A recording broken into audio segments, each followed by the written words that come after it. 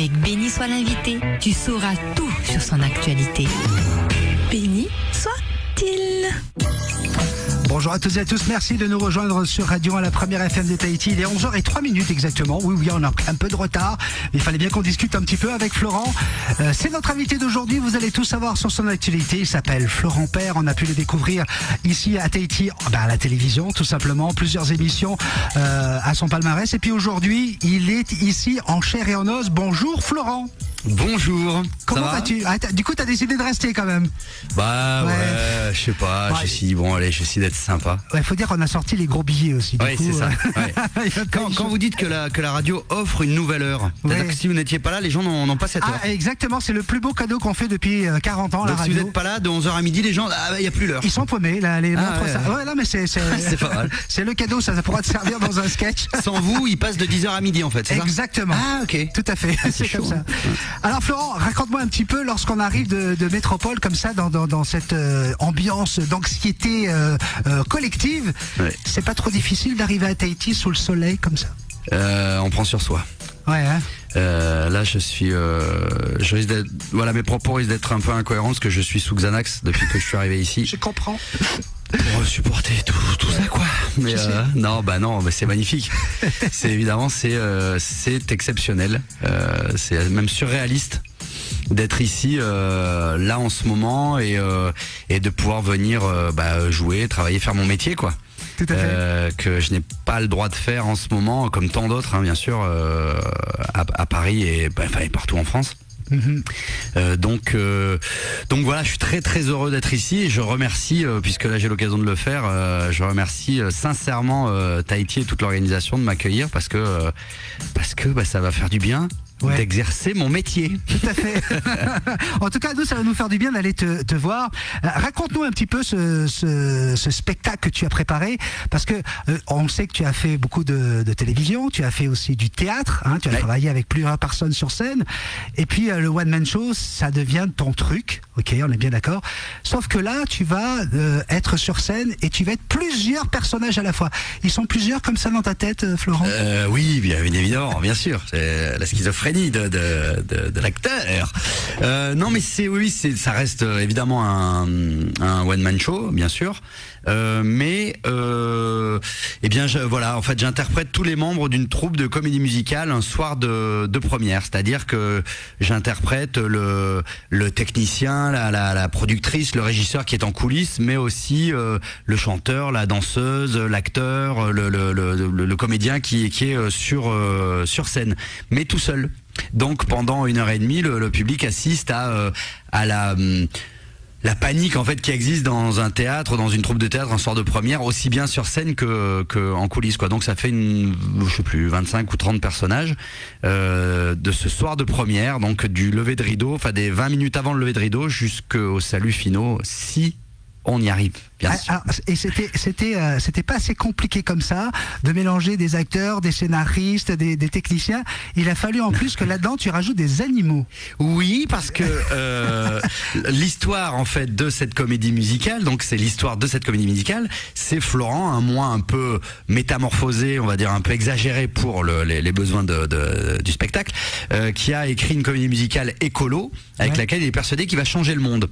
Mais de toute son équipe, il est le seul à avoir des vraies envies écolo. Il est un peu entouré d'une équipe de bras cassés, que ce soit les régisseurs, la productrice qui passe toute sa soirée à essayer d'interrompre le spectacle parce qu'elle n'y croit pas du tout. Et lui, il est écolo, il veut changer le monde, mais c'est un peu un intégriste de l'écologie, donc il met un peu tout le monde à l'amende. J'ai complètement perdu le fil de ma réponse et de la question que tu m'avais posée. Qu'est-ce que tu m'avais demandé? Tu vois, c'est le Xanax. Pourquoi t'as introduit des animaux? Oui, alors c'était déjà compliqué ton affaire. Oui. Finis cette phrase parce que pourquoi tu as introduit des animaux? Non, il faut finir, sinon. Oui, on peut pas s'arrêter là, c'est mauvais.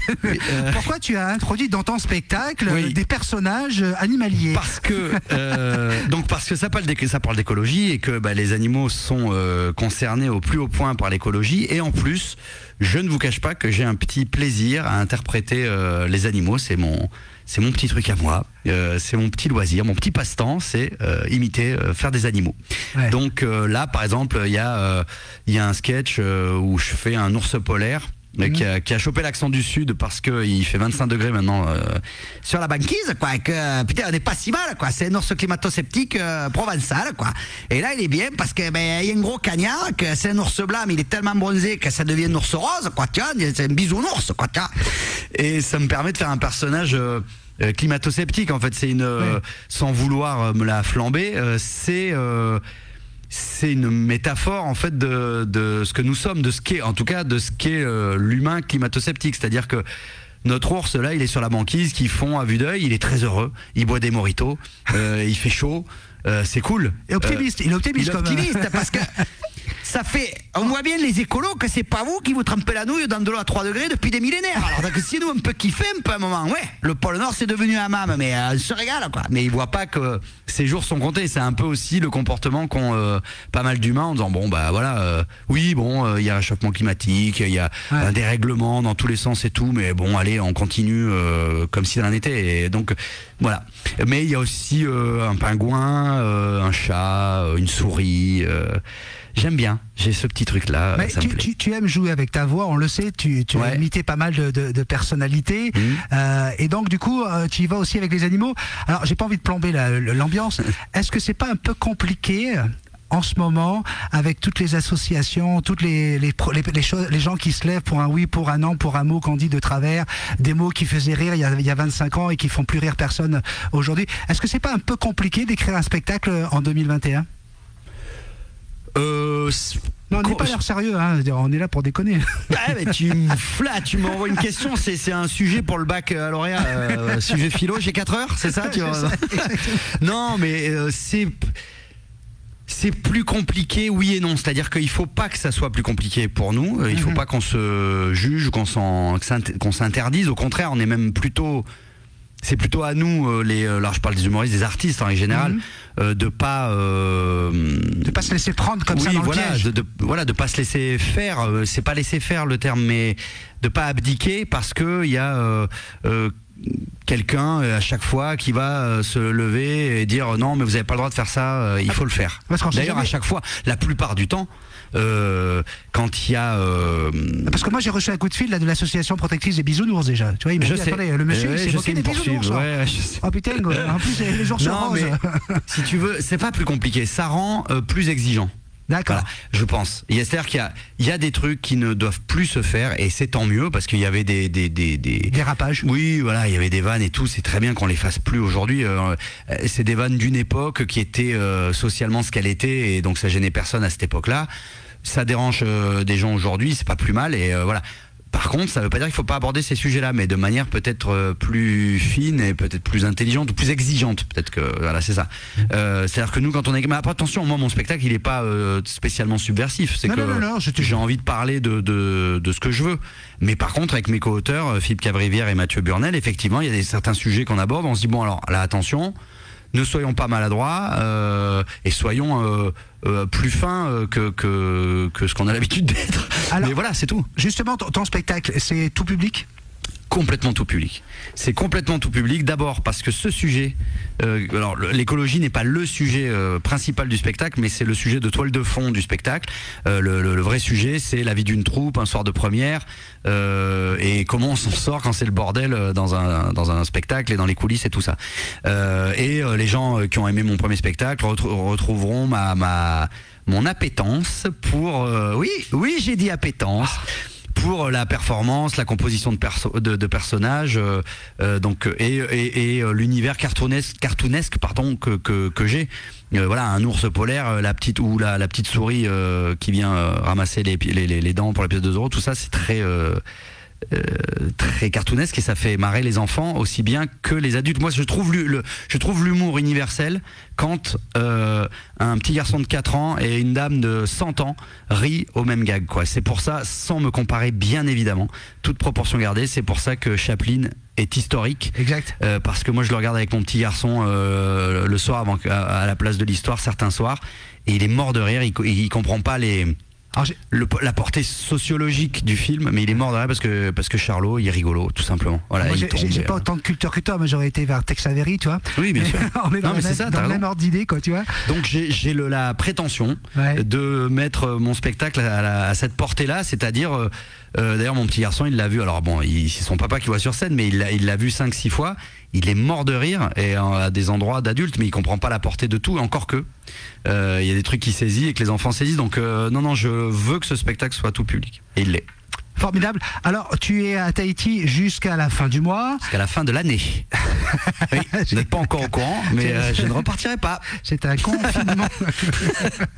Et donc, là, on est en train de parler de plusieurs dates. Il y a une date qui vient de se rajouter. Ça se passera à l'île Sœur de Montréal. Je suis content parce que toi, tu sais pas de quoi je parle. Tu l'as pas encore vu. Pas du tout. Non. Magnifique. Quand tu dis l'île Sœur, je me dis donc du coup, il n'y a que des frangines. C'est ça. C'est que des frangines. D'accord.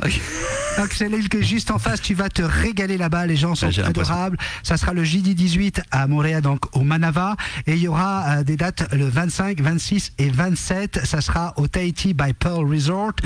Sur place, on va pouvoir réserver. Il y a des tables de 6 d'après ce qu'on m'a expliqué. Oui, c'est ça.